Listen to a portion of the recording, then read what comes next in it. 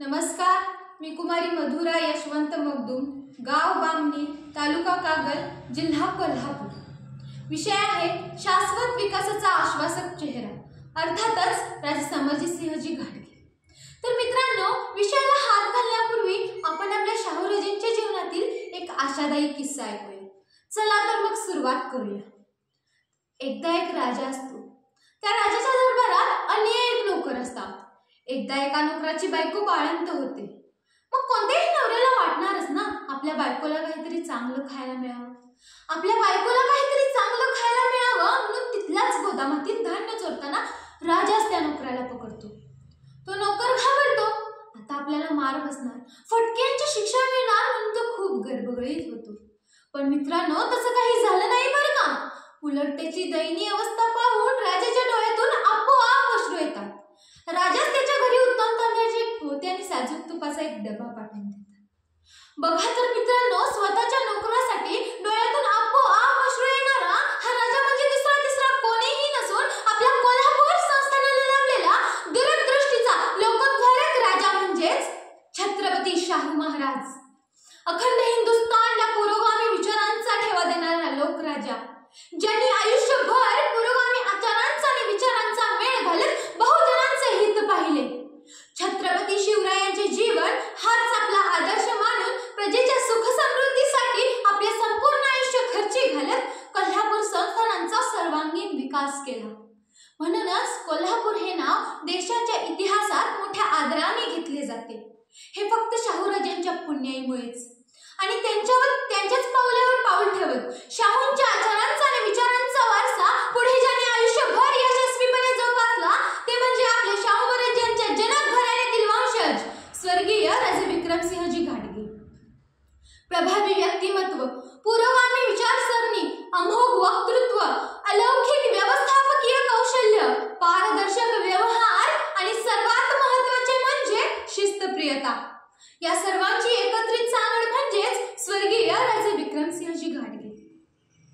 आणि त्यांच्याच पावलावर पाऊल ठेवत छत्रपती शाहू महाराजांच्या सध्याच्या जनक घराण्यातील वंशज, पेशाने चार्टर्ड अकाउंट असणारे, समाजात सुव्यवस्था राखली जावी, समाजातील सर्व घटकांची प्रगती व्हावी यासाठी सातत्याने प्रयत्नशील असणारे, तसेच कोल्हापूरचा, महाराष्ट्राचा सर्व अंगाने विकास साधत राज्याला प्रगतीपथावर नेणे असे ज्यांचे ध्येय असणारे, तसेच विकास हा सर्वसमावेशक असावा, समाजात जर प्रगती साधायची असेल तर ती सर्व अंगांनी साधता यावी असा ठाम दृष्टिकोन व त्या दृष्टीने ठोस पावले उचलून सध्या कार्यरत असणारा शाश्वत विकासाचा आश्वासक चेहरा, अर्थातच राजे समरजितसिंहजी घाटगे। छत्रपती शाहू महाराजांनी कोल्हापूर जिल्ह्याच्या सर्वांगीण विकासाचा पाया रचला। त्या काळात त्यांनी समाजहिताच्या अनेक योजना राबवल्या।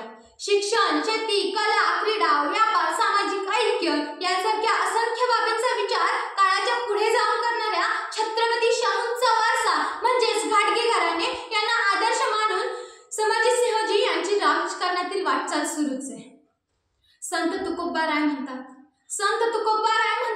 जे कारंजले गांजले त्यासी म्हणे जो आपुले, जे कारंजले गांजले त्यासी म्हणे जो आपुले, तोची साधू ओळखावा देव तेथेची जाणावा।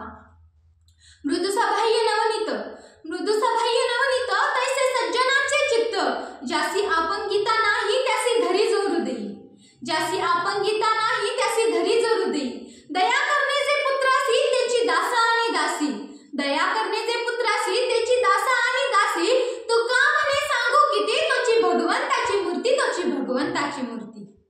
संत तुकाराम महाराज म्हणतात, प्रत्येकाच्या सुखदुःखात सहभागी होऊन प्रत्येकाच्या अडी अडचणी सोडवणारा साक्षात भगवंतच म्हणजेच आपल्यासाठी आपले राजे समरजितसिंहजी घाटगे। माणसांना जोडून घेत समरजितसिंहजी यांची वाटचाल सुरूच आहे। तर राहतो विषय मित्रांनो सध्याच्या चालू घडामोडींचा। सध्या काय चालू आहे? इतके वर्ष आमदारकी भोगून सुद्धा काही लोक म्हणतायत आम्हाला आमदार व्हायचंय, आम्हाला आमदारकीची स्वप्न पडतायत। अरे खुद्द महाराष्ट्राच्या मुख्यमंत्र्यांनी आमच्यासाठी रेड कार्पेट अंथरलं, निरोपावर निरोप आले, विधान भवनात या आणि आमदारकीची शपथ घ्या। अरे आमदार काय का राज्यपालांच्या सहीवर सुद्धा होता आला असतं। आमदार होण्याचे 3-4 प्रकार आहेत।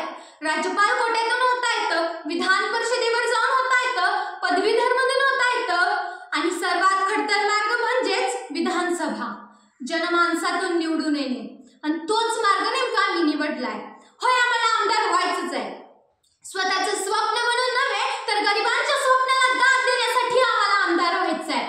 गोरगरीब, अनाथ, असहाय्य यांना मदतीचा हात देण्यासाठी आम्हाला आमदार व्हायचं आहे. शेतकऱ्यांच्या मालाला हमी भाव देण्यासाठी आम्हाला आमदार व्हायचं आहे. प्रजेच्या सुख समृद्धीसाठी आम्हाला आमदार व्हायचं आहे. एक सुसंस्कृत कागद घडवून